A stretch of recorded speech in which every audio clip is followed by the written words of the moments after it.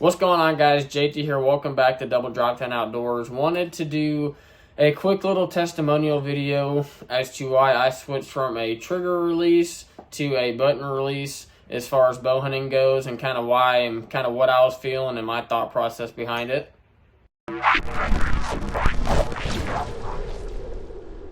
So first off, I just want to say that don't do anything based on what I'm telling you. Obviously, whatever you're most comfortable with is going to give you the highest probability to make that shot and get the kill that you're looking for. For me, it was with the button release, and I'll tell you why. So this really isn't that great of a quality as far as a trigger release goes, but this was what I started out on. And to be honest with you, whenever I was hunting, you know, I'd have my release on, right? And then I would draw my bow back, and I'll just feel myself really like punching at the trigger. And probably just a mental block for me. I probably could have done some things to fix it. I know Chris B has a real good video about target panic and things like that if you guys haven't seen, you should go check out. But for me, I just felt like what was best for me was to switch methods. And so with my button release now, you know, obviously lock it on there if you wanted to.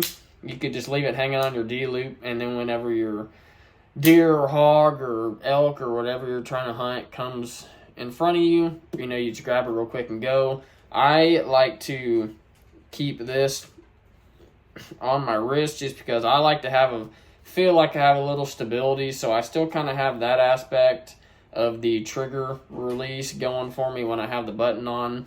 But for me, it was just more comfortable instead of having to be out here, you know, and doing this motion. I just felt a lot more comfortable being set up and just bam, just right there. And what I think about whenever I'm shooting this, everyone should have their own different cues that they use as far as, you know, routine and things like that. For me, it's keeping my front hand quiet. And what I mean by that is when I first started shooting, I would get real, you know, jumpy here, grabbing and closing. It would jerk my shots.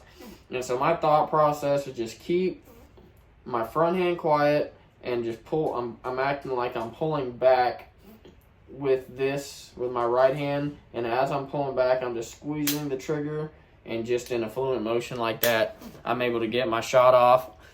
And I know a lot of people that have more hunting experience than me that prefer to use a trigger release. And so like I was saying earlier, it doesn't matter, you know, what you use. It matters that you're comfortable with it, and it gives you the best ability to make a kill shot whenever the time counts. This trigger release that I was using at first was a True Fire. I just got it at Academy. It's one of the cheaper ones just for starting out. And as I started getting more and more experienced and realizing kind of what was comfortable for me, what wasn't, I switched to this. It's a first choice, wise choice trigger button. And for me, I mean, I'm still not the greatest shot in the world. Do not get me wrong. I still have a lot of things I practice and work on. But it just felt like it gave me the best chance when I'm in the stand and there's an animal in front of me that I'm trying to harvest.